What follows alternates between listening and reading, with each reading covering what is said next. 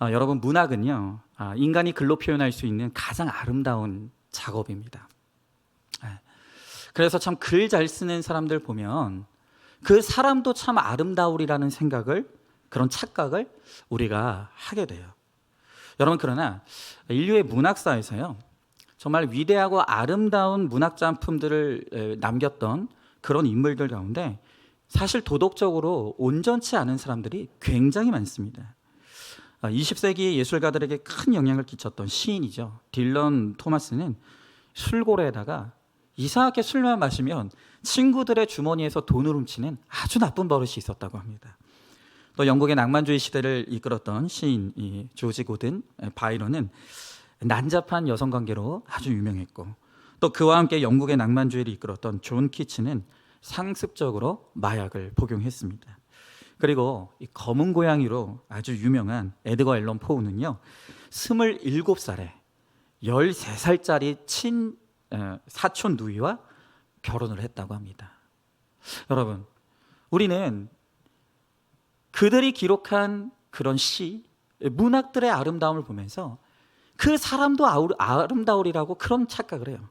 여러분, 그러나 이렇게 아름다운 겉포장 뒤에 숨겨진 이 사람들의 치졸함이 있다는 거예요. 죄악됨이 있다는 거예요. 여러분, 그러나 여러분들은 그렇다고 해서, 아니, 그들이 그렇게 문학작품을 아름답게 치면서 그들의 뒤의 삶은 저렇게 난잡하고 치졸하다, 여러분 그렇게 욕하실 수 있겠습니까? 그럴 수 없다는 거예요. 오늘 여러분들도 마찬가지입니다. 오늘 여러분들 이 예배의 자리에 나올 때 어떤 분들은 토요일부터 목욕도 하시고 그냥 깔끔하게 머리도 빗으시고 또 좋은 옷 입고 오늘 이 자리에 나오셨습니다. 여러분, 여기서 보기엔 여러분들 다 아름답고 멋있어 보이십니다. 여러분, 그러나 아무도 보지 않는 여러분들의 개인의 삶의 자리, 또 이 예배당을 떠나서 여러분의 삶의 자리로 들어갔을 때 여러분들의 모습은 지금 여기 있는 그 모습과 같은 모습이 맞습니까? 맞습니까? 여러분, 이렇게 우리에게는 다 이중성이 있고 다 치졸함이 있다는 거예요. 그래서 우리는 누구도 욕할 수가 없는 거예요. 여러분, 인간은 애초에 선한 것이 없습니다. 여러분, 그러므로 우리는 반드시 먼저 하나님을 알아야 돼요. 여러분, 10계명에서 1계명에 보면 나 외에 다른 신을 섬기지 말라라는 말씀하셨습니다. 여러분, 이 1계명을 모르면, 우리가 하나님을 알지 못하면 아무리 부모를 공경하고 사랑한다고 해도 그것은 진짜 부모 공경 사랑이 될 수가 없어요. 여러분, 내가 공경하고 사랑하는 그 부모에게 구원조차도 베풀지 못하면서 무슨 사랑을 한단 말입니까? 여러분, 그러나 1계명을 알고 하나님을 깨닫게 되면 우리가 원수를 미워하고 심지어 살인을 한다고 해도 우리가 변화되고 고쳐질 수 있는 가능성이 열리는 거예요. 하나님을 하나님으로 모시게 될 때 나의 모든 행위는 빛나게 되지만 하나님을 모르는 그 어떤 행위도 빛날 수 없어요. 죽은 행위인 것입니다. 여러분, 그렇기 때문에 성경은요, 완전해 보이는 불신자보다 불완전한 신자가 더 소망이 있다고 말씀하시는 거예요. 완전해 보이는 불신자보다 불완전한 신자에게 더 소망이 있다는 것이죠. 왜 그럴까요? 오늘 우리가 그것을 함께 나누기를 원하는데요. 자, 먼저 첫 번째로 믿음이 없는 세상왕 아비멜렉은 정말로 훌륭합니다. 자, 여러분, 우리가 저번 주에 아브라함이 남방의 그랄로 가서 이 아비멜렉 왕을 속였던 장면을 우리가 보았죠. 이 아브라함은 끊임없이 치욕적인 거짓말을 하고 부도덕하고 진실하지 못한 행동을 하고 있습니다. 여러분, 그런데 하나님의 선지자고 믿음의 조상이라고 하는 그 아브라함과 달리 하나님을 믿지 않는 아비멜렉 왕이 얼마나 훌륭한지 몰라요. 여러분, 이 아비멜렉과 아브라함이 드디어 한 자리에 만나게 됐어요. 한 자리에서 이 둘을 비교하니까 더 차이가 극명한 거예요. 여러분, 먼저 이 아비멜렉이 얼마나 좀 훌륭한 사람인 것 같은지 우리가 한번 보겠어요. 자, 오늘 8절의 말씀에 보니까 아비멜렉이 그날 아침에 일찍이 일어나 모든 종들을 불러 그 모든 일들을 말하여 들려주니 그들이 심히 두려워하더라 그랬어요. 여러분, 먼저 이 아비멜렉은요, 자기의 잘못을 즉각적으로 인정할 줄 아는 사람이었습니다. 아비멜렉이 지난밤에 하나님께서 꿈 가운데 현몽하셔서 그를 꾸짖는 책망을 들었어요. 그러자 오늘 말씀해 보니까 아침 일찍 일어나 모든 사람 앞에서 자기가 꾼 꿈을 이야기하고 자신이 잘못했다, 내가 하나님 앞에 꾸지람을 들었다고 너무나 솔직하게 자기 자신을 잘못을 인정하고 고백하는 거예요. 여러분, 이 자존감이 부족한 사람은요, 자존감이 부족한 사람의 특징, 그리고 열등감이 많은 사람의 특징은요, 자기 잘못을 인정하지 않아요. 좀처럼 다른 사람이 뭔가 잘못된 것을 지적할 때 그것을 수용하는 것을 굉장히 힘들어해요. 그러나 자존감이 높고 자기 자신에 대한 건강한 자아가 형성된 사람들은 누군가 나의 잘못을 지적할 때 맞습니다, 내 잘못입니다, 인정할 줄 알죠. 심지어 다른 사람의 잘못까지도 끌어안을 줄 아는 거예요. 여러분, 아비멜렉에게는 이러한 건강한 자아로 형성된 자기 잘못을 인정할 줄 아는 그런 모습이 있었다는 거예요. 또 오늘 9절부터 10절의 말씀에 보니까 아비멜렉이 아브라함을 불러 그에게 이르되 내가 어찌하여 우리에게 이렇게 하였느냐, 내가 무슨 죄를 내게 범하였기에 내가 나와 내 나라가 큰 죄에 빠질 뻔하게 하였느냐, 내가 합당하지 아니한 일을 내게 하였도다 하고 아비멜렉이 또 아브라함에게 이르되 내가 무슨 뜻으로 이렇게 하였느냐. 여러분, 여기 보니까 아비멜렉은요, 이 자기가 잘못한 일에 대해서 자기만 피해 볼 것이 아니라 나 때문에 내 나라도 위험에 빠질 것에 대해서 심히 염려하는 모습이 있어요. 그러니까 이 아비멜렉은요, 나라를 걱정할 줄 아는 아주 훌륭한 지도자입니다. 여러분, 이제 우리가 대선을 앞두고 있습니다. 지금 우리가 정말로 혼란스러운 게 뭡니까? 과연 사람들이 다 입 바른 소리는 잘하는데 이런저런 우리를 위한 공약이라고 하면서 이런저런 공약을 이야기하지만 누가 과연 진짜 이 나라를 위한 사람인가? 누가 정말로 이 나라의 미래와 앞날을 걱정하는 지도자인가? 여러분, 그 사람의 속사람의 진심을 우리가 모르는 거 아닙니까? 그러니 우리가 고민이 되는 거예요. 여러분, 그러나 이 아비멜렉은 왕으로서 진심으로 내가 잘못하는 것 때문에 나만 잘못되는 것이 아니라 내 나라가 잘못될 것을 걱정할 줄 아는 아주 훌륭한 지도자의 모습을 오늘 우리들에게 보여주고 있는 거예요. 또 오늘 14절에서 16절에 말씀해 보니까 아비멜렉이 양과 소와 종들을 이끌어 아브라함에게 주고 그의 아내 사라도 그에게 돌려보내고 아브라함에게 이르되 내 땅이 내 앞에 있으니 내가 보기에 좋은 데로 거주하라 하고 사라에게 이르되 내가 은 1000개를 내 오라비에게 주어서 그것으로 너와 함께한 여러 사람 앞에서 내 수치를 가리게 하였노니 내 일이 다 해결되었느니라. 여러분, 놀라워요. 이 아비멜렉이 이렇게 훌륭한 지도자일 뿐만이 아니라 정말 품이 넓은 사람이에요. 한마디로 통이 큰 사람이에요. 이 아브라함에게 속임을 당했는데도 불구하고 내가 용서하겠다는 거예요. 그리고 그것뿐만이 아니라 그에게, 아브라함과 사라에게 양과 소와 종들, 그리고 그들이 안전하게 거주할 수 있는 땅까지 주면서 그를 용서하는 거예요. 와, 뭐 너무 훌륭하지 않습니까? 왕이에요. 왕인데 겸손해요. 게다가 마음까지 넓어요. 여러분, 누가 봐도 너무너무 훌륭한 거예요. 여러분, 이런 모습을 보면 차라리 믿지 않는 아비멜렉이 믿는 아브라함보다 더 옳은 것 같지 않습니까? 더 나은 것 같지 않습니까? 여러분, 적어도 저는 그렇게 생각합니다. 물론 이 아비멜렉의 성품은 믿음 없는 성품이에요. 성품으로 구원받지 못해요. 그럼에도 불구하고 우리 믿음의 사람들이 이 아비멜렉의 성품은 좀 본받을 필요가 있는 거예요. 여러분, 요즘 세상에서요, 믿지 않는 자들이 이런 얘기 많이 합니다. 나 예수님 좋아요. 난 기독교는 좋아요. 그런데 예수 믿는 사람들이 싫어서 교회 안 가요. 이런 사람들이 얼마나 많은지 모릅니다. 예수님은 좋은데 예수 믿는 사람들이 싫어서 나는 교회 나가기 싫다는 거예요. 심지어 문제가 생기면 다 예수 믿는 사람 때문에 그렇다라고 말하는 사람들도 있어요. 여러분, 우리가 세상에서 어떤 모습을 보이고 있습니까? 여러분, 믿지 않는 자들이 나의 모습을 볼 때 나 때문에 예수가 믿고 싶어질 것 같습니까? 아니면 예수 믿고 싶지 않을 것 같습니까? 나는 세상에서 믿지 않는 자들이 볼 때 어떤 모습으로 살아가고 있느냐는 거예요. 여러분, 우리가 세상에서 빛과 소금의 역할을 제대로 감당하지 못하기 때문에 이렇게 믿지 않고도 훌륭한 아비멜렉에게 질책을 받을 수밖에 없는 것입니다. 한번 질문해 보세요. 믿는 나보다 더 의롭고 훌륭한 아비멜렉 같은 불신자를 보면서 여러분 부끄러움을 느껴보신 적이 있습니까? 크리스천으로서 바르게 살지 못하여서 세상의 윤리와 도덕의 잣대로 책망받은 사건이 무엇이 있습니까? 자, 두 번째로 이 믿지 않는 아비멜렉은 너무너무 훌륭한데 반해서 한번 그러면 이제 우리가 아브라함의 치졸함을 한번 보자고요. 자, 아브라함은요 하나님의 선지자이고 믿음의 조상이라고 하면서도 오늘 믿지 않는 아비멜렉에게 책망을 들을 수밖에 없어요.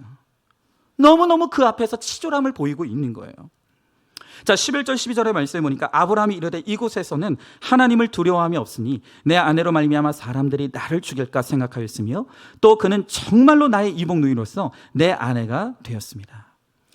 여러분, 오늘 여기서 보이는 아브라함의 첫 번째 치졸함은요, 그가 잘못 앞에서 자꾸 변명하는 거예요. 여러분, 제가 말씀드렸죠?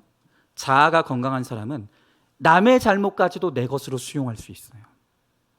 근데 두려움이 많고요, 열등감이 많은 사람은요, 내가 잘못한 것도 끊임없이 변명하고 책임을 회피하는 거예요. 여러분, 그러면서 오늘 아브라함이 내가 비록 실수하긴 했지만 다 잘못한 것은 아닙니다 라고 하면서 오늘 성경에 보니까 놀라운 비밀 하나를 자기도 모르게 고백을 합니다. 그게 뭐냐면 이 아브라함의 아내 사라가 사실은 자기의 이복 누이라는 거예요. 깜짝 놀란 거예요. 여러분, 이게 오늘 성경 여기서 처음 등장합니다. 그러니까 아브라함과 사라는 아버지는 같은데 어머니가 다른 배다른 남매였어요. 그런데 이들이 결혼을 한 거예요. 여러분, 이게 오늘 이 성경에서 처음 드러나는 사실입니다. 너무 놀랍죠? 여러분, 그동안 드러내고 싶지 않았던 사실을 이 아브라함은 너무 부끄럽고 수치스럽고 두려운 나머지 자기도 모르게 뱉어버렸어요. 여러분, 이렇게 아브라함에게는요, 파도 또 볼 수밖에 없는 너무나 많은 죄와 문제들이 있어요. 문제는 자꾸 이것을 자기의 변명거리로 삼는 거예요. 여러분, 아무리 과거에 그가 자기의 누이였다고 하더라도 지금은 명백하게 아내잖아요. 그러면 하나님의 사람답게 변명하지 않고 맞습니다, 제 죄입니다, 제가 당신을 속이고 거짓말을 했습니다, 저를 용서해 주십시오 라고 하면 되는데, 지금 아브라함이 하는 말이 뭡니까? 이 사람이 내 아내도 맞긴 한데 사실은 과거에 나의 배달은 누이였습니다, 여동생이었습니다. 그러니까 내가 완전히 거짓말한 거는 아니에요. 여러분, 이걸 변명이라고 하냐는 거죠. 그러니까 너무 찌질한 거예요. 너무 찌질하는 거예요. 여러분, 명백한 이 거짓말이라는 죄 앞에서 이런 변명은 정당화될 수가 없는 거죠. 그리고 13절의 말씀 보니까 하나님이 나를 내 아버지의 집을 떠나 두루 다니게 하실 때 내가 아내에게 말하기를 이후로 우리의 가는 곳마다 그대는 나를 그대의 오라비라 하라. 이것이 그대가 내게 베풀 은혜라 하였노라. 여러분, 또 여기서 보이는 아브라함의 치졸함은요, 그에게는 진실성이 너무 결여되어 있는 거예요. 이미 말했듯이 창세기 12장에서 이미 아브라함과 사라는 애굽의 왕을 한번 속인 적이 있어요. 그런데 오늘 성경에 보니까 이미 예전부터 아브라함과 사라가 짰다는 거예요. 자, 우리가 여러 곳을 다녀야 되는데 그때마다 우리가 위험에 처하게 될 텐데, 그러면 당신은 나를 남편이라고 말하지 말고 오빠라고 이야기해라. 그것이 당신이 나에게 베풀 수 있는, 나를 보호해 줄 수 있는 은혜를 베푸는 것이다. 이미 짠 거예요.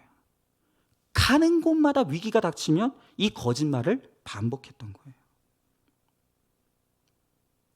도대체 이런 사람을 어떻게 믿습니까? 입만 열면 거짓말이 술술 나오는 이런 사람을 어떻게 믿느냐는 거예요. 여러분, 바람 피우는 사람도요, 결혼했는데도 바람 피우는 사람들이요, 나 결혼 안 하고 미혼이야 라고 하는 사람은 거의 없대요. 거짓말 안 하고요, 이런 변명하는 거예요. 내가 부인과 사이가 너무 안 좋아. 내 남편하고 별교한 지 오래됐어요. 끝났고 지금은 그냥 이혼만 앞두고 있어요. 여러분, 바람 피우는 사람도 이런 거짓말은 안 한다고요. 변명은 할지언정.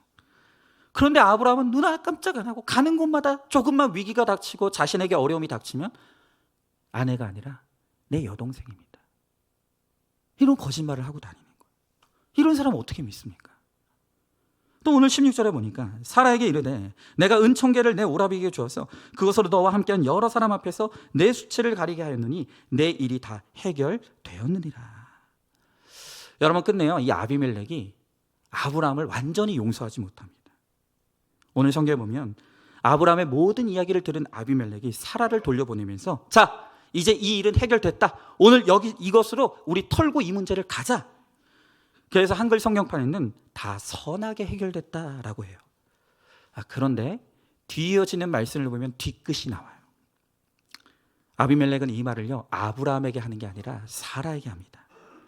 자, 그러면서 은 1000개를 주면서 내 남편에게 주라라고 말하지 않고 네 오빠에게 줘라.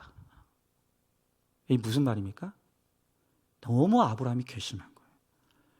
내가 비록 간밤에 하나님의 책망을 들었기 때문에 내가 두려워서 오늘 이 문제를 덮고 가겠지만 나를 새빨간 거짓말로 속인 아브라함 너 하나님을 믿는다고 하면서 이렇게 거짓말 잘하는 너는 진짜 용서하기가 힘들다.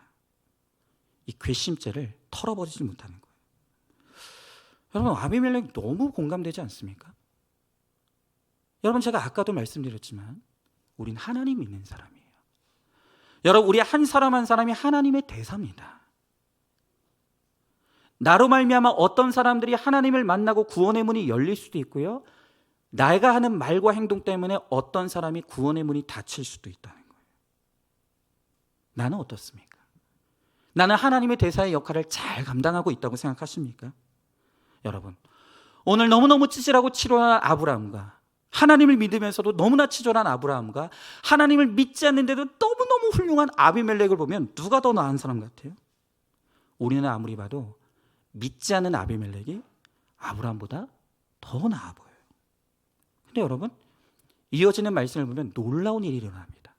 자, 오늘 17절 18절의 말씀을 보니까 아브라함이 하나님께 기도하며 하나님이 아비멜렉과 그의 아내와 여종을 치료하사 출산하게 하셨으니 여호와께서 이왕에 아브라함의 아내 사라의 일로 아비멜렉의 집의 모든 태를 닫으셨습니다. 여러분, 이렇게 찌질하고 거짓말 잘하고 치졸한 아브라함이에요. 그런데 하나님께서 그로 하여금 아비멜렉을 위해서 기도하게 하세요. 그리고 아비멜렉을 위해서 아브라함이 기도했더니 이 집안의 문제였던 이 태가 열리지 않는 이 불임의 고통이 해결되는 거예요.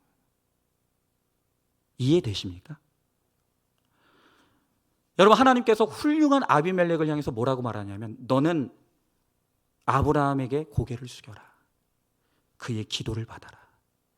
그리고 그 찌질한 아브라함이 훌륭한 아비멜렉의 머리에 손을 얹고 기도했더니 불임의 고통이 치료되는 놀라운 역사가 일어났다는 거예요. 여러분, 어떻게 이런 일이 일어날 수 있습니까? 왜 하나님이 이런 일을 일으키시죠? 누가 봐도 훌륭한 아비멜렉이 찌질한 아브라함에게 고개를 숙이고 기도받게 하시는 거예요. 여러분, 하나님은 얼마든지 아비멜렉에게 그냥 그 집에 출산하게 하실 수도 있었어요. 그런데 하나님은 굳이 너무 찌질한 아브라함에게 머리를 숙이고 기도를 받게 하시는 거예요. 아브라함의 기도를 통해서 아비멜렉이 치료를 받는 과정을 일으키시는 거예요. 여러분, 도대체 이렇게 거짓말 잘하고 맨날 똑같은 죄를 반복하여 짓는 이 아브라함에게 무슨 자격이 있습니까? 무슨 그에게 자격이 있어서 왜 하나님은 아브라함의 기도를 사용하시죠? 왜 하나님은 굳이 아브라함을 통해서 아비멜렉의 집안을 치료하십니까? 도대체 왜 그런 것입니까? 자, 그 전에 우리가 한번 질문해 보죠. 우리가 크리스찬으로서 하지 말아야 될 일임에도 그럴 수밖에 없었다라고 하면서 끊임없이 합리화하고 변명하는 것이 무엇입니까? 그 잘못의 밑바닥에는 지금 어떤 두려움이 있습니까? 생각해 보십시오. 자, 세 번째로 아브라함이 그럼에도 불구하고 쓰임먹은 것은 그의 죄 고백 때문이에요. 자, 오늘 11절부터 12절의 말씀에 보니까 아브라함이 이르되 이곳에서는 하나님을 두려워함이 없나니 그 아내로 말미암아 사람들이 나를 죽일까 생각하였으며 또 그는 정말로 나의 이북 노이로서 내 아내가 되었습니다. 여러분, 아까 우리가 보았던 이 아브라함의 변명이죠. 우리가 믿지 않는 관점에서 보면 아브라함의 이 말은 그냥 뻔뻔하고 치졸한 변명처럼 보여요. 근데 여러분, 이 아브라함의 고백을 이제 우리가 다른 관점에서 한번 좀 보자고요. 아까도 말씀드렸지만 아브라함은 단 한 번도 이 부끄러운 사실을 누구에게 드러내 본 적이 없어요. 무려 23년 동안 아브라함과 사라는 사실은 과거에는 이들이 한 누이였다는 것을, 어머니는 다르지만 한 아버지를 가진 누이였다는 것을 무덤까지 가지고 가고자 한 비밀이었어요. 당연하죠. 누이가 부부가 되었다? 이건 그 당시에도 받아들여질 수 없는 굉장히 힘든 문제였다는 거예요. 어떻게 그런 수치스러운 문제를 말할 수가 있겠습니까? 그런데 아브라함이 하나님을 믿는다고 하면서도 불신자보다 못한 자신의 치졸함을 보게 되었어요. 내가 저 하나님을 믿지 않는 아비멜렉보다 얼마나 형편없는 인생인지를 오늘 이 사건을 통해서 너무나 분명하게 깨닫게 되었다는 거예요. 아브라함은 할 말을 잃었습니다. 그래서 오늘 이 순간 내가 무덤까지 가지고 가리라고 다짐했던 그 뿌리 깊은 자신의 죄를 오늘 고백하는 거예요. 여러분, 그러니까 세상의 관점으로 보면 이것은 변명에 불과하지만 하나님의 구원의 관점에서 보면 이건 지금 사람한테 하는 변명이 아니라 하나님 앞에 드리는 자기의 회개의 고백이라는 거예요. 여러분, 그래서 이 구원의 관점을 가지고 오늘 이 아브라함의 말을 다시 한번 읽어보자고요. 저는 이것이 이렇게 읽히는 거예요. 이곳은 하나님을 두려워함이 없으니 내 아내 때문에 사람들이 나를 죽일 것 같아서 내가 두려웠습니다. 그래서 사라가 가는 곳마다 나를 그대의 오라비라고 해달라고, 그것이 그대가 나에게 베풀 은혜라고 내가 거짓말하게 만들었습니다. 내가 죄인입니다. 여러분, 어떻습니까? 믿음이 없는 관점에서 보면 이거는 치졸한 변명이지만 믿음의 관점에서 보면 이것은 아비멜렉이 아닌 하나님 앞에서 오늘 그가 드리는 너무나 처절한 죄 고백인 거예요. 여러분, 바로 이거예요. 왜 하나님이 이렇게 찌질하고 치졸하고 맨날 거짓말을 밥 먹듯이 하는 아브라함임에도 불구하고 왜 그를 여전히 하나님께서 선지자로 쓰십니까? 왜 그의 기도를 통해서 아비멜렉의 집을 치료하십니까? 왜냐하면 그가 여전히 부족하고 여전히 연약하고 여전히 많은 실수와 실패가 있지만 그럼에도 불구하고 아브라함은 결국에는 하나님 앞에 나가서 자기의 죄를 보고 회개할 줄 알기 때문이에요. 회개할 줄 알기 때문이에요. 여러분, 분명히 아브라함은 너무 부족함이 많아요. 너무 찌질해요. 여전히 갈 길이 너무 많아요. 그러나 아브라함의 구별됨은, 그럼에도 불구하고 아브라함의 구별됨은 그는 결국엔 그 모든 실패 가운데서 자기의 허물과 죄를 인정하는 회개의 자리로 들어가는 거예요. 회개의 자리로 들어가는 거예요. 여러분, 그가 드디어 이 수치스러운 사건 앞에서 23년간 묵혀왔던 이 아브라함과 사라 사이의 이 비밀한 관계의 이 죄 고백을 오픈했어요. 너무너무 후련했을 거예요. 하나님 앞에서 이 죄 고백을 하고 하나님의 용서를 받았어요. 하나님께서 그의 죄 고백을 기쁘게 받으셨어요. 여러분, 그래서 오늘 이 사건 이후에 일어나는 일이 무엇입니까? 그것은 23년 동안 기다리던 아들 이삭, 약속의 자녀가 드디어 이 아브라함의 죄 고백 이후에 드디어 나오게 되는 거예요. 여러분, 오늘 여러분들은 어떻습니까? 내가 하나님을 믿는다고 하면서도 여전히 나를 꽁꽁 감추면서 나는 그래도 덜 죄인이라고 오늘 그렇게 변명하고 있지는 않습니까? 내가 많은 죄를 고백한다고 하지만 여전히 오늘 여러분들 가운데 이건 절대 고백할 수 없어, 이건 내가 무덤까지 가지고 들어갈 거야 라고 굳게 마음 먹고 꽁꽁 감추고 있는 나의 죄는 없냐는 거예요. 여러분, 오늘 여전히 하나님 앞에 회개하지 못하고 여전히 공동체 앞에 오픈하지 못한 그 뿌리 깊은 죄악이 해결되지 않는 이상 여러분들은 말씀이 굉장히 불편할 거예요. 여러분, 이 회개를 촉구하는 이 말씀이 여전히 하나님 앞에 해결되지 않은 죄의 문제를 가지고 있는 분들에게는 이 말씀이 너무너무 불편하실 거예요. 듣기가 싫으실 거예요. 여러분, 그렇기 때문에 오늘 하나님께서 큐티 말씀을 통해서 뭐라고 말씀하셨습니까? 땅의 지체를 죽여야 된다는 거예요. 여러분, 내가 이 땅에서 죄인으로 살아가는 그 모든 죄들은 하나님 앞에 회개함으로 죽어져야 돼요. 그리고 하나님과 함께 거룩한 자로 부활해야 되는 거예요. 그래야 우리가 구원으로 들어갈 수가 있는 것이에요.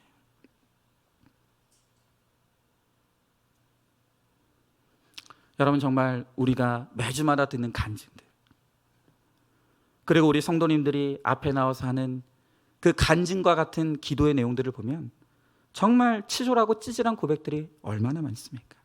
내가 문제 부모였습니다. 내가 과거의 죄인이었습니다. 내가 바람을 피웠습니다. 내가 욕심을 부리다 부도가 났습니다. 여러분, 그러나 하나님은 오늘 우리를 통해서 나의 수치스러운 그 뿌리 깊은 죄가 드러나고 그것을 하나님 앞에 처절하게 회개하는 그 고백을 듣기를 원하시는 거예요. 그리고 우리가 그 고백을 하나님 앞에 드리며 하나님 앞에 나아갈 때 하나님이 나를 보호해 주시는 거예요. 여러분, 아브라함은 이 사건을 통해 자기의 이 감춰놓았던 그 뿌리 깊은 죄를 끄집어내서 하나님 앞에 드리는 이 죄 고백을 이루었을 때 드디어 하나님께서 그를 정말로 거룩하게 이끌어 주시는 거예요. 그리고 아브라함은 다시는 그 이후에 똑같은 실수를 범하지 않아요. 이렇게 회개와 죄 고백에는 능력이 있는 것입니다. 자, 한번 질문해 보시죠. 다른 사람의 죄 고백을 도덕과 윤리의 관점으로 판단하며 치졸하다고 정죄하고 있지는 않습니까? 나는 사건이 오면 불평하고 낙심에 넘어지지 않습니까? 말씀과 기도를 통해 내 죄를 회개하고 있습니까? 자, 이제 마지막 네 번째로 아브라함에게 하나님께서 수준 높은 안 되는 역할을 맡기셨습니다. 자, 오늘 17절 18절의 말씀에 보니까 아브라함이 하나님께 기도하며 하나님이 아비멜렉과 그의 아내와 여종을 치료하사 출산하게 하셨으니 여호와께서 이왕에 아브라함의 아내 사라의 일로 아비멜렉의 집의 모든 태를 닫으셨음이더라 그랬어요. 여러분, 지금까지 우리가 보아온 이 아비멜렉을 보면 뭐가 부족한 게 없어요. 여러분, 권력 있죠? 돈 있죠? 그런데 거기다가 성품까지 좋아요. 우리는 이런 사람을 일컬어서 뭐라고 하냐면 다 가졌다고 말해요. 여러분, 우리가 겉에서 아브라함의 모습을, 아비멜렉의 모습을 보면 이 아비멜렉이라는 사람은 도대체가 부족한 게 아무것도 없는 사람이에요. 그런데 성경은요, 겉으로 보이는 그의 완전함의 한꺼풀을 벗겨서 보여줘요. 그 감추어진 그의 겉모습을 벗겨서 그 안에 들어가 보니 여러분, 이 아비멜렉에도 그의 돈과 권력으로 해결할 수 없는 너무 고통스러운 문제가 있더라는 거예요. 그것이 무엇입니까? 불임의 고통이에요. 여러분, 오늘 말씀을 읽어보니까 아브라함의 기도로 아비멜렉과 그의 아내와 여종을 치료하사 태의 문이 열렸다 그랬어요. 무슨 말이죠? 아비멜렉이 결혼해서 왕비를 드렸는데 임신이 안 되네요. 임신이 안 돼요. 그래서 그래? 그럼 뭐 아내밖에 없어? 여러분, 그가 왕이잖아요. 얼마든지 여자를 취할 수 있는 거예요. 하인을 드렸어요. 임신이 안 돼요. 여러분, 오늘 성경에 보면 하인이라는 말이 복수예요. 다시 말하면 하인을 한 명만 드린 게 아니라 임신이 될 때까지 여인들을 끊임없이 드렸다는 거예요. 안 되는 거예요.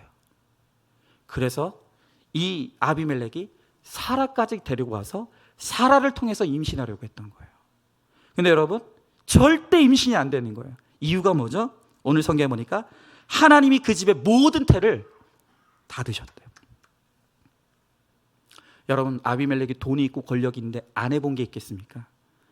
그 근방에서 실력 좋다는 의사들은 다 찾아다녔을 거예요. 좋다는 약은 다 먹였을 것입니다. 그런데 돈으로도 권력으로도 아무리 애를 써도 이 불임의 문제가 해결이 되질 않는 거예요. 여러분, 지금 성경이 우리들에게 보여주고 있는 것이 무엇입니까? 그렇게 훌륭해 보였던 아비멜렉, 우리가 보기엔 모든 것을 다 가진 것 같은 아비멜렉인데, 그런데 한꺼풀을 벗기고 보니 결국 그도 하나님의 은혜가 필요한 한 사람의 연약한 죄인일 뿐이더라는 거예요. 하나님이 그의 태를 닫으셨대요. 그러니까 이 문제를 해결하기 위해서는 아비멜렉이 하나님 앞에 엎드려서 하나님의 은혜를 구해야 되는 거예요. 여러분, 하나님께서 찌질한 아브라함과 문제 많은 아비멜렉을 만나게 하셨어요. 그리고 너무 찌질하고 치졸한 아브라함임에도 불구하고 하나님께서 은혜 베풀어 주시니 그를 통해서 하나님이 쓰시는 모습을 보면서 아비멜렉은 드디어 깨닫는 거예요. 아, 저렇게 찌질한 아브라함도 하나님이 은혜 베푸시니 저렇게 쓰임받는 모습을 보니까 내 인생의 문제도 하나님의 은혜가 필요한 것이었구나. 내 인생의 문제를 해결해 주실 수 있는 분도 하나님이구나. 찌질한 아브라함을 통해서 누구에게도 말할 수 없는 자기 집안의 이 불임의 문제가 사실은 하나님의 은혜로 말미암아 해결될 수 있다는 것을 오늘 이 아비멜렉은 드디어 깨닫게 된 거예요. 여러분, 그래서 아비멜렉이 훌륭하냐 아브라함이 훌륭하냐, 여러분 제발 좀 그런 말 하지 마세요. 여러분, 윤석열 씨가 훌륭합니까? 이재명 씨가 훌륭합니까? 제발 그런 말 하지 마세요. 사람에게 소망이 없습니다. 사람은 누구라도 죄인이고요, 사람은 누구라도 하나님의 은혜 없이는 결국엔 지옥에 떨어질 수밖에 없는 연약한 인생일 뿐인 거예요. 우리 모두가 다 하나님 앞에 나가야 되는 거예요.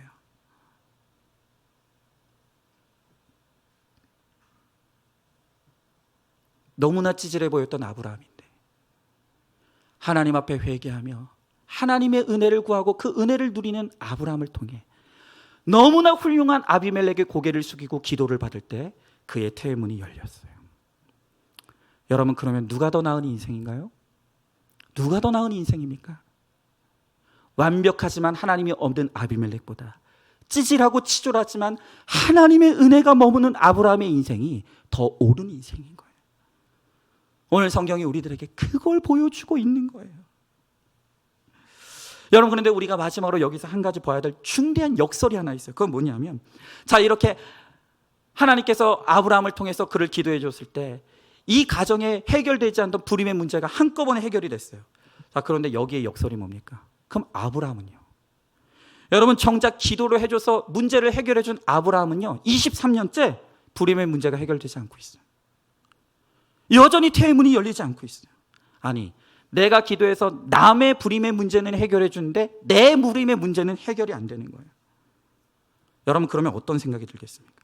세상에, 이게 이렇게 쉬운 거였어? 하나님이 한 번만 은혜 베풀어 주시면 단번에 열리는 문제였는데 왜 하나님은 나에게 은혜를 베풀어 주지 않으시지? 여러분, 이건 굉장히 중요한 문제예요. 왜 누군가는 기도하면은 막 기도의 응답이 막 쏟아지고 막 응답이 이루어지는데 왜 누군가에게는 하나님이 아무리 기도해도 23년째 기도의 응답을 이루어주지 않고 기다리게만 하십니까? 여러분, 하나님께서 무슨 뺑덕 어멈이라서 우리 집 문제는 해결을 안 해주시는 것입니까? 여러분, 잘 들으세요. 이건 역할의 문제예요. 하나님께서 어떤 사람에게는 빨리 은혜로 이루어지는 역할을 주신 반면에 어떤 사람에게는 인내하고 기다리고 수고하는 역할을 하나님께서 주신 사람들도 있다는 거예요. 여러분, 가장 수준 높은 역할은 어떤 수준인 줄 아십니까? 그것은 안 되는 역할이에요. 하나님께서 우리 각 사람에게 각자의 믿음의 역할을 다 맡기시는데, 그런데 그 중에서도 가장 수준 높은 역할은 뭐냐면 안 되는 역할이에요. 하나님께서 아브라함에게 이거 맡기셨어요. 내가 안 되는 것밖에 없기 때문에 하나님을 떠날 수 없고, 내가 안 되는 것 투성이기 때문에 하나님 바라볼 수밖에 없고, 내가 그 안 되는 문제 때문에 눈물을 흘리며 기도하며 하나님께 아뢰며 기다렸더니 하나님께서 나를 거룩하게 하시고 하나님께서 나를 구원을 베풀어 주시고 하나님께서 마침내 나에게 은혜를 베풀어 주셨다는, 바로 그 안 되는 역할을 아브라함에게 맡겨주셨다는 거예요. 여러분, 그러니 이 큰 역할을 맡기셨기에 하나님께서 아브라함을 보호해 주실 수밖에 없는 거예요. 그에게 마침내 복을 주실 수밖에 없는 거예요. 여러분, 오늘 우리 성도님들 가운데서도 하나님께서 각자의 역할 가운데 안 되는 역할을 맡기신 분들이 있어요. 그것도 오래도록 안 되는 역할을 맡기신 분들이 있어요. 김양자 목사님도 고백하기를, 바로 하나님께서 나에게 맡기신 역할이 안 되는 역할이었다. 근데 역설적인 것은 그 안 되는 역할을 가지고, 그 안 되는 것을 가지고 치열하게 말씀을 묵상하며 하나님께 매달리고 하나님의 은혜를 구하며 깨닫는 그 진리의 말씀들을 전할 때, 그 안 되는 사건을 통해 깨닫는 은혜들을 나누었을 때 많은 사람들이 살아나는 역사를 보게 되었다는 거예요. 남편이 하루아침에 죽었어요. 자녀들이 한 사람도 한 번에 대학 붙질 않아요. 어떤 애는 삼수, 어떤 애는 재수. 뭘 하나를 해도요 쉽게 해결되는 문제가 없어요. 기도하고 또 기다리고 마지막까지 기도해야 하나님께서 그렇게 응답해 주시는, 많은 시간 인내해야 되는 시간들을 너무너무 많이 겪는 거예요. 여러분, 그런데 김양자 목사님 고백하기를, 내가 이렇게 안 되는 역할로 쓰임받으면서 나는 단 한 번도 하나님 앞에 원망해보고 불평해 본 적이 없다는 거예요. 오히려 그것을 나의 사명으로 삼고, 내가 아픔을 가지고 하나님 앞에 나아갔을 때 하나님의 말씀으로 살아나고 깨달은 진리들을 또 다른 아픈 사람들에게 전하고, 또 다른 아픈 사람들을 권면하고, 또 다른 힘든 사람들을 위로하며 나아갈 때 하나님께서 그를 통해서 많은 영혼들을 살려주시는 역사를 일으켜 주시더라. 여러분, 혹시 여러분들 가운데 하나님이 나에게 안 되는 역할을 맡기셨다고 생각하는 분들이 있습니까? 여러분, 그렇다면 왜 하나님 나는 되는 게 없습니까? 하나님 왜 나는 언제까지 기다리게 하실 것입니까? 이런 말씀 하지 마세요. 하나님이 내 믿음을 인정하셔서 안 되는 역할을 맡기셨다면 내가 그 역할을 잘 감당하겠습니다. 그 안 되는 것 때문에 더 주님 바라보고, 그 안 되는 것 때문에 더 주님 의지하고, 그 안 되는 것 때문에 더 겸손하고 낮아지겠습니다. 하나님, 그리고 내가 그 안 되는 것 때문에 내가 하나님께 매달리며 말씀 앞에 붙들려 있을 때 하나님께서 내게 주신 은혜들을 다른 힘든 사람들에게 나눌 때 하나님, 나도 한 영혼을 살리는 사명의 인생을 살아갈 수 있도록 은혜를 베풀어 주시옵소서. 여러분, 이렇게 나의 역할이 사명으로 연결되어서 약재료가 되어서 다른 사람을 살리는 역할을 감당하게 될 때 하나님께서 우리들에게 은혜를 베풀어 주시고 나와 내 가정을 책임져 주시는 거예요. 마지막으로 우리들 교회 부부 집사님의 나눔을 한번 들어보고 마치도록 하겠어요.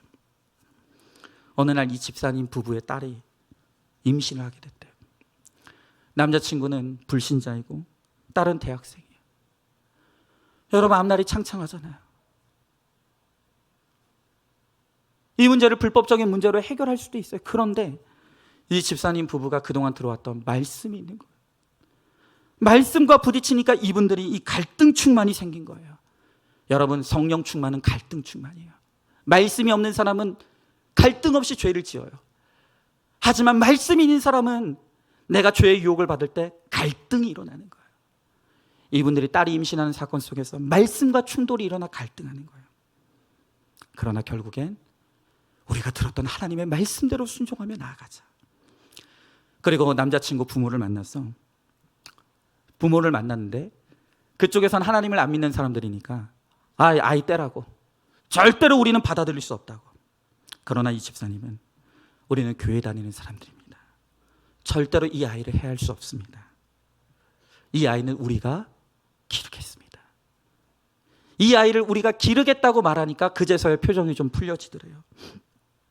이 집사님 부부는 공동체의 조언대로 모든 상황을 인정하고 또 아이들을 결혼시키고 양육을 받도록, 교회 양육을 받도록 결정했어요. 그러면서 이 남편 집사님 이 사건 속에서 앞에서 고백하기를, 내가 만약에 교회 다니지 않고 나에게 말씀이 없었더라면 나도 이 문제를 세상적인 방법으로 해결하라고 했을 것이라고. 그러면서 내가 이 사건을 통해서 돌아보니 나도 하나님과 세상 사이에서 양다리를 걸치고 살았고 내가 사람들에게 미처 고백하지 못했던 너무나 많은 음란의 죄를 저지르며 살아왔다고. 이 사건 앞에서 꽁꽁 감추어왔던 자기의 죄를 고백하는 거예요. 아내 집사님도 교회 홈페이지에 모든 성도들이 볼 수 있도록 자신의 기도 제목을 공개적으로 이렇게 고백했어요. 이 사건을 통해서 100% 죄인인 저의 모습을 보았습니다. 저희 부부 역시 혼전 순결을 지키지 못한 것을 하나님 앞에 회개합니다. 더 회개하고 수치와 조롱의 십자가를 잘 감당하라는 하나님의 명령으로 알고 순종하기를 원합니다. 여러분, 비록 너무너무나 수치스럽고 치졸한 사건이지만 이 사건 앞에서 감추어왔던 이분들의 이 죄들을 끄집어내고 하나님 앞에 회개함으로 오늘 이 딸의 임신의 사건이 온 가족이 거룩하여지는 축복의 사건으로 변화가 되는 거예요. 여러분, 우리는요 이런 고백이 싫어요. 우리가 늘 하고 싶은 고백은 내가 예수 잘 믿고 봉사 열심히 하고 헌신 많이 했더니 하나님께서 우리 집 잘 되게 해주시고 내 자식들 형통하게 해주시고 우리 집 부자 되게 해주셨더라. 우리는 그런 고백을 듣고 싶어요. 우리는 그런 고백을 하고 싶어요. 그러나 하나님이 정말 우리들에게 듣고 싶은 고백은 그게 아니에요. 여전히 내가 하나님을 믿는다고 하면서도 여전히 하나님 앞에 온전히 회개하지 못한 그 뿌리 깊은 나의 죄악들, 그 죄악들을 하나님 앞에 꺼내놓고 하나님, 내가 죄인입니다. 나는 하나님의 은혜가 아니면 살아갈 수 없는 나는 문제 인생입니다. 하나님, 나에게 은혜를 베풀어 주시옵소서. 오늘 하나님께서 우리들에게 듣고 싶은 고백은 바로 이거예요. 우리가 이러한 고백을 하며 나가고 나의 수치와 죄의 고백들이 약재료가 되어서 또 다른 죄인들을 회개의 자리로 불러오는 이 사명이 되어질 때 하나님께서 오늘 우리의 문제가 선히 해결되게 하시는 은혜를 반드시 베풀어 주신다는 거예요. 여러분, 모든 문제 해결은 나의 치졸함을 고백하는 회개에서 시작되는 거예요. 오늘 이 시간 하나님 앞에 나의 뿌리 깊은 죄악들을 꺼내놓고 회개하며 외치며 나감으로 거룩하여진 나를 통해서 하나님께서 나를 살게 하시고 또한 내 가정을 구원으로 이끄시고 나를 통해 많은 영혼들을 주님께로 인도하는 복의 근원, 복이 될지라에 그 복된 인생으로 살아가게 되는 저와 여러분, 우리 모두가 될 수 있기를 주님의 이름으로 간절히 축복합니다. 여러분, 이 시간 우리 같이 말씀을 기억하면서 우리 찬양하기를 원하는데요. 우리 많이 불러보지 못했던 찬양인데요. 제가 이 말씀을 준비하면서 이 찬양의 가사가 너무 제 가슴에 파고 들어왔어요. 이 찬양의 가사를 보면요, 내가 지금까지 지내온 것은, 내가 하나님의 자녀된 것은, 그리고 내가 이 자리에 서 있는 것은 주의 은혜라. 주의 은혜라.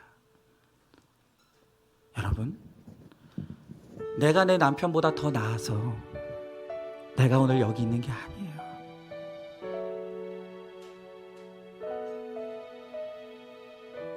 내가 내 아내보다 더 나아서 여기 있는 게 아닙니다. 여러분, 제가 여러분들보다 더 나아서 이 설교단에 서서 설교하는 게 아니에요. 주의 은혜라. 주의 은혜라. 아브라함이 너무 치졸하고 찌질하고 끝없이 죄의 자리에 반복하여 넘어지는 연약한 인생이지만 하나님께서 그의 은혜의 손을 놓지 않으시고 그를 이끌어 가실 때 하나님이 아브라함을 믿음의 조상으로 만들어 가십니다. 여러분, 이 시간 이 하나님의 말씀 앞에서 우리가 우리의 치졸함을 완전히 고백하기 원합니다. 우리의 찌질함을 고백하기로 합니다. 내가 누구에게도 말하지 못했던 나의 뿌리 깊은 죄, 누구에게도 말할 수 없었던, 꽁꽁 감추어 놓고 나는 단 한 번도 그런 죄를 저지른 적이 없는 것처럼 살아왔던 우리의 죄들을 하나님 앞에 토하게 되기를 원해요.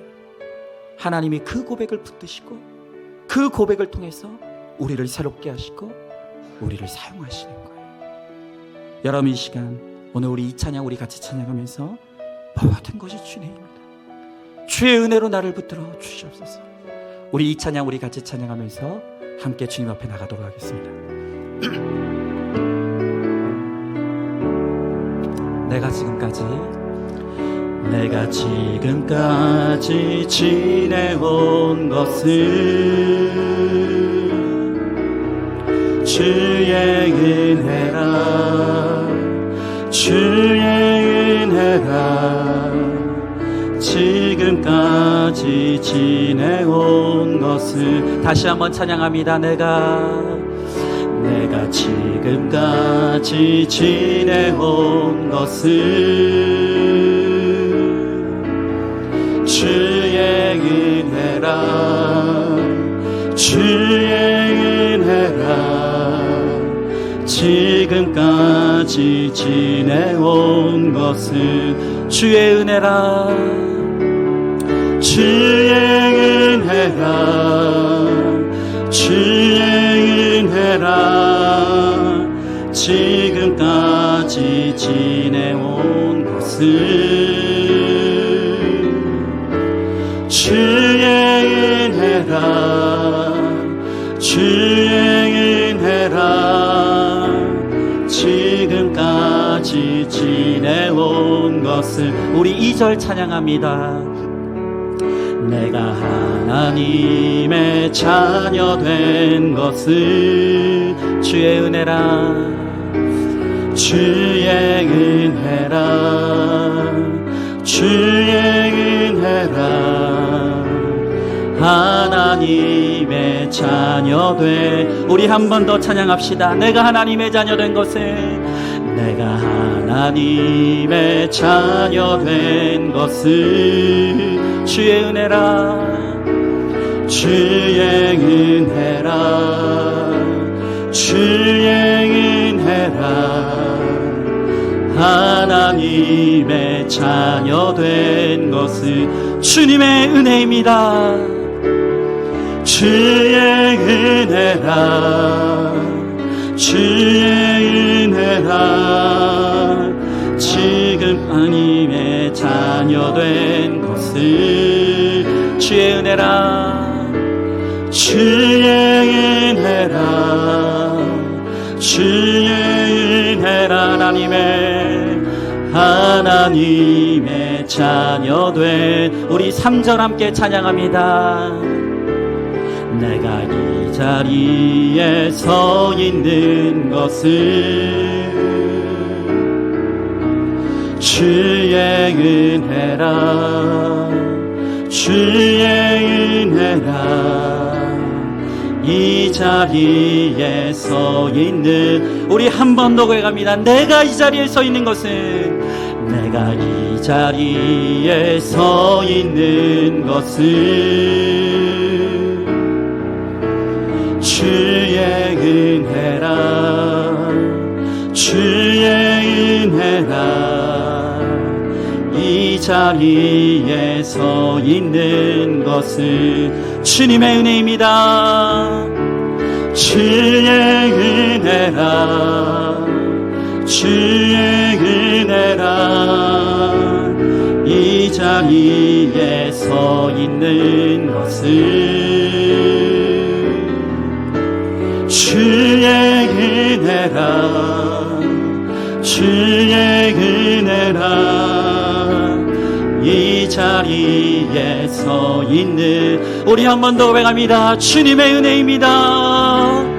주의 은혜라 주의 지금까지 지내온 것은 지금까지 지내온 것은 아멘 주의 은혜라 주의 은혜라 지금까지 지내오 우리 마지막으로 한 번 더 고백합니다. 주의 은혜입니다. 주의 은혜라 주의 이 자리에 서 있는 것을 이 자리에 서 있는 것은 아멘 주의 은혜라 주의 은혜라 이 자리에 서 있는 것은 여러분 이 시간 우리 함께 기도하기 원합니다.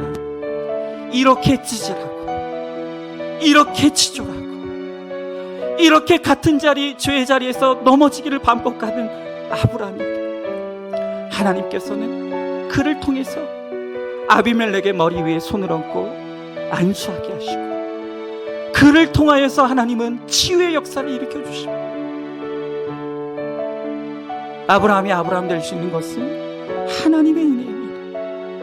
아브라함이 특별한 믿음이 있기 때문이 아니라 하나님의 은혜가 특별하기 때문에 오늘 하나님께서 이 찌질한 아브라함을 믿음의 조상의 반열에 올려놓으시고 정말로 사람의 힘으로 할 수 없는 그 불임의 고통에서 하나님이 치유의 역사를 일으키시는 것을 봅니다. 여러분 그렇습니다. 오늘 우리 모두에게 필요한 것은 바로 이 하나님의 은혜입니다. 지금까지 내가 지내온 것은 내가 하나님의 자녀된 것은 그리고 내가 이 자리에 서 있는 것은 하나님의 은혜입니다. 그리고 우리가 주님이 부르시는 그날까지 우리에게 필요한 것도 하나님의 은혜입니다. 오늘 이 시간 구할 때 하나님 아버지, 나는 할 수 없습니다. 나는 아무것도 아닙니다. 하나님의 은혜가 필요합니다. 주님, 나에게 은혜 베풀어 주셔서 하나님, 찌질한 나의 인생도 하나님 앞에 쓰임 많은 인생이 되게 하여 주옵시고, 문제 많은 나의 인생에도 하나님의 해결해 주시는 은혜가 임하여 져서 정말로 하나님의 살아계심을 선포하며 많은 영혼들을 주님께로 인도하는 쓰임 받는 인생으로 살아갈 수 있도록 하나님 우리 가운데 함께하여 주시옵소서. 오늘 이 시간 우리 간절히 소망하는 마음으로 말씀을 기억하며 우리 함께 기도하며 나가도록 하겠습니다. 기도하겠습니다. 사랑과 은혜가 충만하신 하나님 아버지, 주님의 귀한 사랑과 은혜를 감사드립니다. 주님, 그렇습니다. 주의 은혜입니다. 주님의 은혜입니다. 모든 것이 주님의 은혜입니다. 내가 지금까지 지내온 것도, 내가 하나님의 자녀가 된 것도, 내가 지금 여기에 서 있는 것도 하나님의 은혜입니다. 하나님 아버지, 정말 치졸하기 짝이 없는 우리의 인생, 하나님 아버지, 정말 죄악된 우리의 인생임에도 불구하고 하나님은 우리를 향한 은혜의 손길을 한 번도 놓지 않으셨습니다. 하나님 아버지, 주님 한 번도 우리를 하나님 아버지 외면하지 않으시고 여기까지 나를 인도하셨기에 하나님, 우리가 오늘 여기에 있습니다. 주여 하나님 아버지, 우리가 하나님의 은혜를 기억하게 하여 주시옵시고 하나님의 은혜를 고백하게 하여 주시옵소서.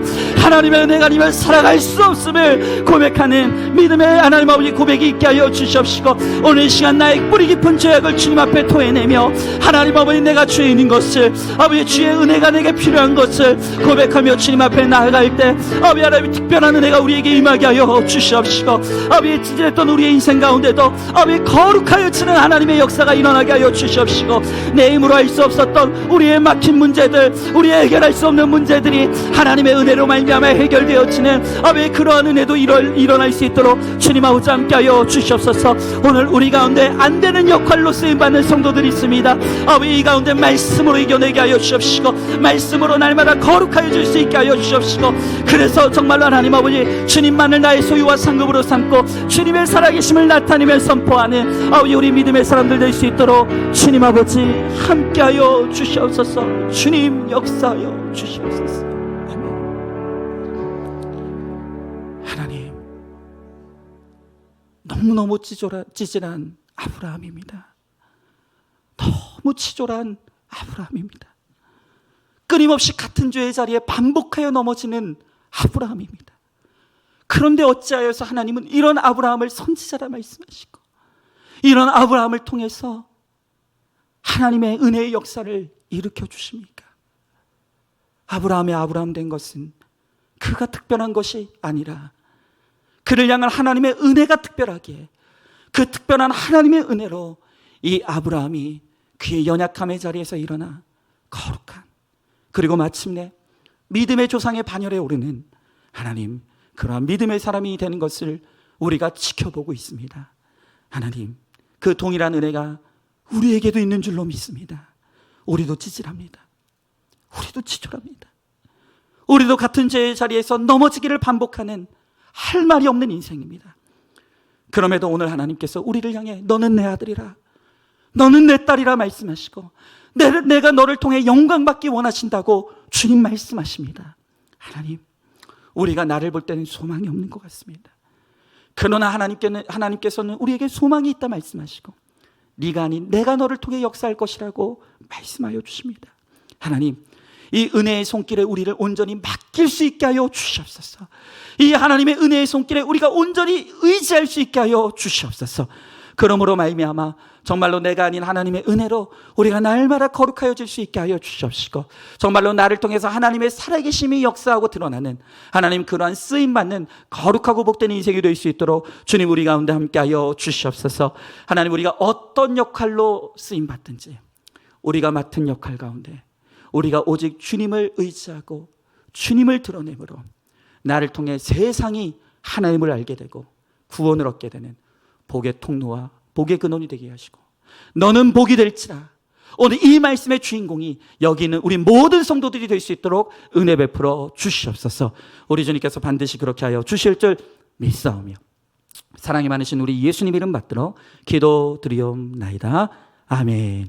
이제는 우리 주 예수 그리스도의 은혜와 하나님의 사랑과 성령의 교통하심이, 이제는 우리의 모든 것이 주의 은혜에 있음을 깨닫고 오직 하나님의 은혜에 우리의 모든 인생을 내어 맡김으로 오늘 우리를 들어 사용하시며 우리를 통해서 영광 받아주시며 나를 통해 하나님의 신령한 은혜와 복이 이 세상에 흘러 떠내려가는 하나님 복의 통로와 복의 근원이 되기를 소망하고 작정하는 사랑하는 모든 성도들 머리 위에 이제로부터 영원토록 함께 계실지어다. 아멘.